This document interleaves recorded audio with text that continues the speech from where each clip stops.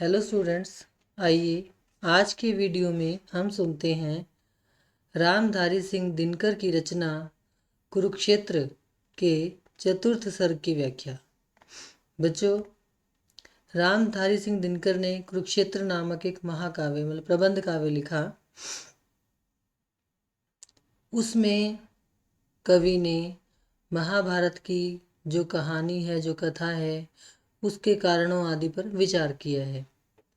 हमारे जो कुरुक्षेत्र है उसमें टोटल 7 सर्ग हैं। सर्ग मतलब खंड कह लीजिए या अध्याय कह लीजिए आप। उसमें 7 अध्याय हैं, जिनमें से चतुर्थ अध्याय का अध्ययन हम बीए सेकेंड ईयर में करते हैं। बीए सेकेंड ईयर के 3rd सेमेस्टर के सिलेबस में हमारे लगा हुआ है कुरुक्षेत्र महाकाव्य का चतुर्थ सर्ग। इस सर्ग में क्या है, आपको ये शायद पता होगा कि महाभारत का युद्ध समाप्त होने के बाद युधिष्ठिर को अपने मन में एक आत्मग्लानि का अनुभव हुआ था। उन्हें ये लगा था कि चारों ओर केवल लाशों के ढेर लगे हुए हैं। और ये तो आप जानते हैं कि कौरव और पांडवों के जो परिवार थे वो बिल्कुल खत्म हो गए थे और रोने वाले भी नहीं बचे थे। तो युधिष्ठिर जो है वो इस युद्ध का, इस महाविनाश का जो कारण था वो स्वयं को मानने लगे थे। तो उस समय वो पितामह के पास जब गए, पितामह यानी भीष्म पितामह, तो भीष्म पितामह युधिष्ठिर को समझाते हैं एक तरह से कि युद्ध का कारण केवल एक व्यक्ति या एक वर्ग नहीं होता। तो इसमें हम पढ़ेंगे डिटेल में। देखिए, पितामह कह रहे कौनते कुंती के पुत्र युधिष्ठिर से रण की कथा है। भीष्म पितामह कुंती के पुत्र युधिष्ठिर से युद्ध की गाथा कह रहे हैं। विचारों की लड़ी में गूंथते जाते व्यथा हैं। और ऐसा लगता है कि वो अपने मन की व्यथा को, अपने दुखों को उन विचारों की श्रृंखला में गूंथते जा रहे हैं। यानी कि भीष्म पितामह अपने मन में जिस दुख का अनुभव कर रहे थे उसको, उन भावों को, उन संवेदनाओं को, उन विचारों को वो युधिष्ठिर से साझा कर रहे हैं, युधिष्ठिर से बातें कर रहे हैं और उसको बता रहे हैं। हृदय सागर मथित होकर कभी जब डोलता है, कि हमारा जो मन है, हमारा जो हृदय है, उसमें वो जब भावों से भर जाता है, हृदय रूपी सागर जब भावों से बहुत ज़्यादा भर जाता है और जब हम उसका मंथन करते हैं, तो क्या कहता है कवि, छिपी निज वेदना गंभीर नर भी बोलता है। उस समय अपनी वेदनाओं को प्रकट करने के लिए गंभीर से गंभीर स्वभाव वाला व्यक्ति भी बोलने लगता है। यानी कि जब हमारे हृदय में भावनाओं का सैलाब होता है तो हम उसको व्यक्त करने से रोक नहीं पाते और हमारी जो संवेदनाएं हैं वो बाहर आती रहती हैं, आने लगती हैं। और ऐसा ही भीष्म पितामह के साथ हो रहा था कि भीष्म पितामह अपने मन की व्यथा को युधिष्ठिर के सामने लगातार कहते जा रहे थे। वो क्या कहते हैं, देखिए, चुराता न्याय जो, यानी कि जो न्याय को चुराता है, अर्थात जो अन्याय करता है, रण को बुलाता भी वही है। युद्ध का कारण वो सबसे बड़ा कारण होता है। यानी कि जो व्यक्ति अन्याय करता है, युद्ध को भी वही बुलावा देता है, यानी युद्ध का कारण भी वही बनता है। युधिष्ठिर स्वत्व की अन्वेषणा पातक नहीं है। स्वत्व मतलब अपने आप की, अपने निज की, अपने अधिकारों की। अन्वेषणा मतलब खोज करना और पातक मतलब पाप। तो भीष्म पितामह कहते हैं कि हे युधिष्ठिर, अपने स्वत्व की खोज करना कहीं भी पाप नहीं है। यानी कि अपने अधिकारों की रक्षा के लिए लड़ना कहीं भी पाप की श्रेणी में नहीं आता। नरक उनके लिए जो पाप को स्वीकारते हैं, बल्कि नरक तो उन लोगों के लिए है जो पाप को स्वीकार करते हैं, यानी अन्याय को सहन करते रहते हैं और कुछ नहीं बोलते। न उनके हेतु जो तन में उसे ललकारते हैं।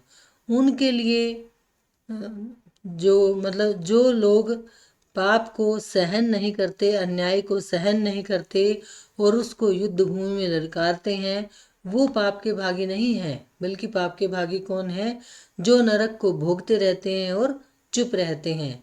इसलिए पितामह कहते हैं कि हे युधिष्ठिर, तुमने अपने अधिकारों की रक्षा के लिए लड़ाई लड़ी। इस वजह से, इस कारण से तुम्हें कहीं भी पाप की भावना अपने मन में नहीं लानी चाहिए। सहज ही चाहता कोई नहीं लड़ना किसी से। अब युधिष्ठिर को समझाते हुए भीष्म पितामह मतलब एक तरह से एक मनोवैज्ञानिक मनोविश्लेषणात्मक स्थिति में बात करते हैं। यानी कि मनुष्य की जो मतलब स्वभाव है, क्या है, सहज ही चाहता कोई नहीं लड़ना किसी से। कि मनुष्य का ये स्वभाव होता है कि वो मतलब बिना कारण से किसी से लड़ना नहीं चाहता। हम सब जो लोग हैं, हम जहाँ तक संभव हो सके लड़ाई को टालना चाहते हैं, शांति से रहना चाहते हैं। कि सहजता से, यानी कि मनुष्य का स्वभाव नहीं है कि वो लड़ता फिरे, किसी को मारना अथवा स्वयं मरना किसी से। कि मनुष्य एक ऐसा मतलब एक तरह से ये कह लीजिए कि मानवतावाद की भावना है यहाँ पर।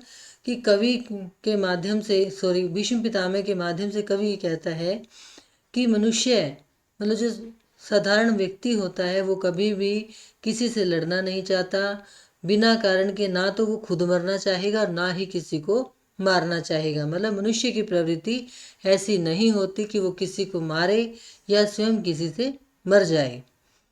नहीं दू शांति को भी तोड़ना न चाहता है। दू शांति मतलब भाई कुछ भावनाओं को दबा कर भी, कुछ चीज़ों को दबा कर भी यदि शांति बनी रहे तो भी व्यक्ति उस शांति को बनाए रखना चाहता है, उसको तोड़ना नहीं चाहता। मतलब मनुष्य को ये लगता है कि शांति से जितना समय कट जाए वो काटता रहे, जहाँ तक हो सके निज शांति प्रेम निभाता है।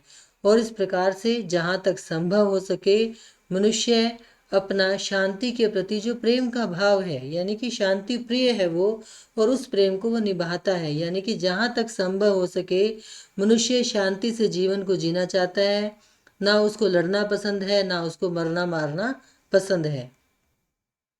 मगर यह शांति प्रियता रोकती केवल मनुज को।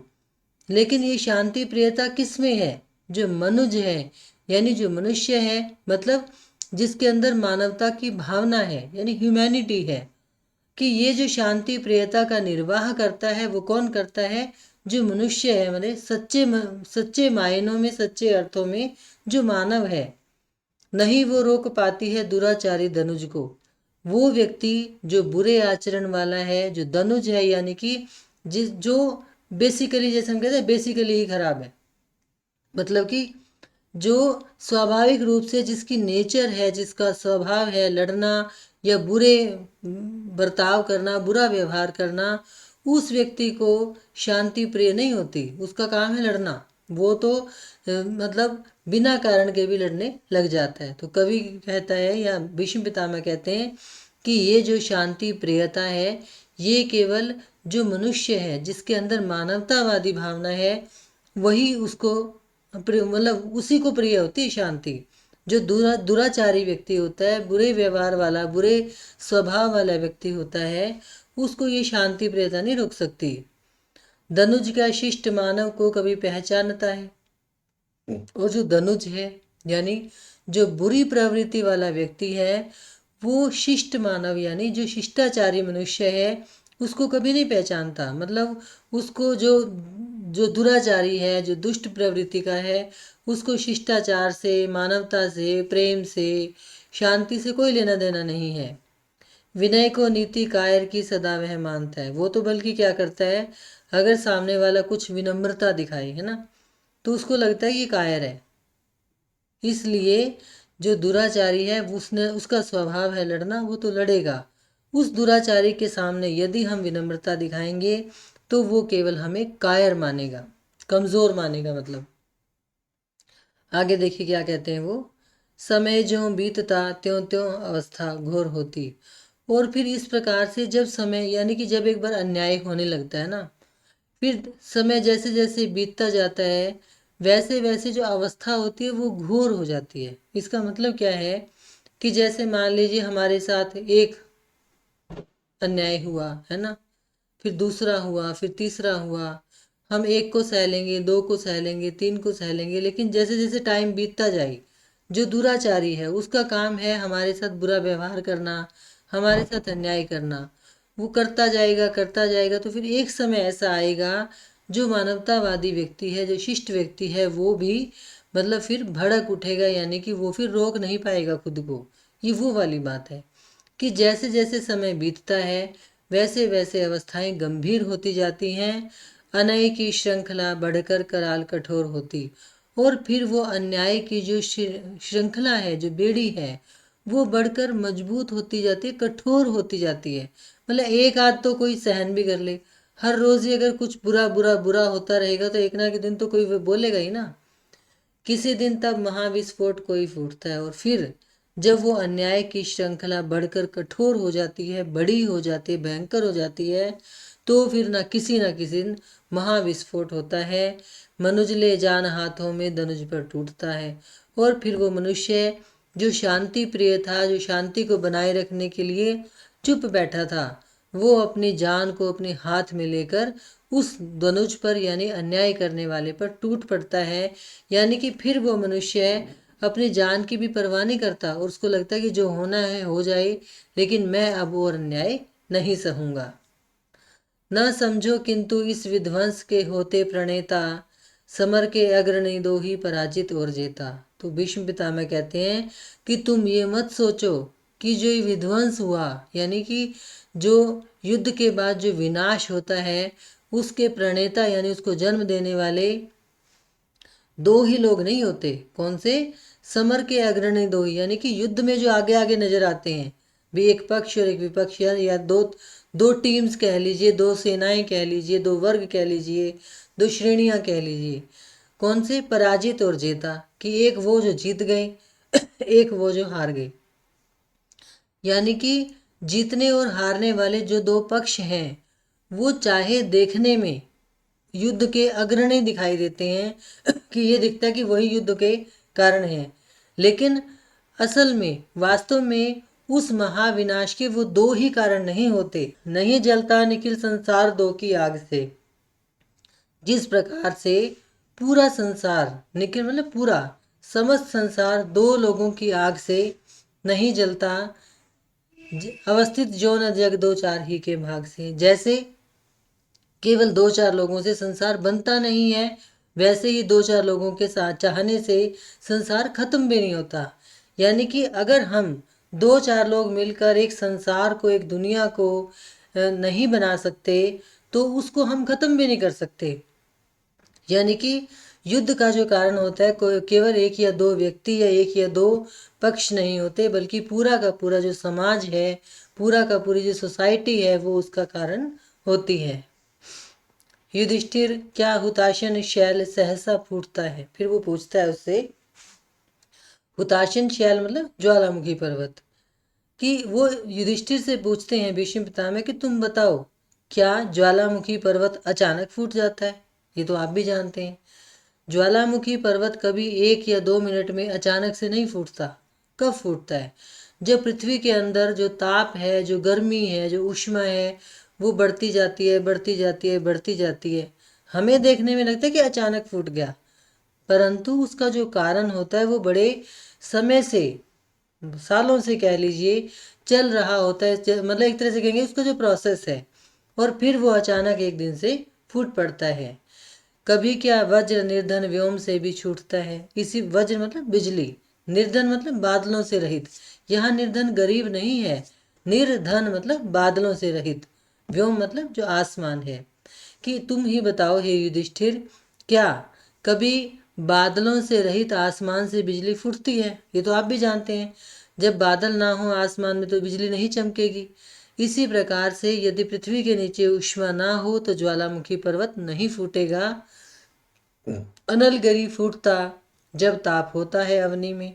अवनी मतलब धरती, अनलगिरी मतलब आग का पर्वत। कब फूटता है? जब उस पृथ्वी के नीचे बहुत ज्यादा ताप होता है, ऊष्मा होती है। उसी प्रकार से कड़कती दामिनी विकराल धूमाकुल गगन में, धूमाकुल मतलब धुएं से युक्त, बादलों से युक्त जो गगन है, जब, और विकराल मतलब जो विशाल भयंकर है ना। कड़कती दामिनी, दामिनी मतलब बिजली।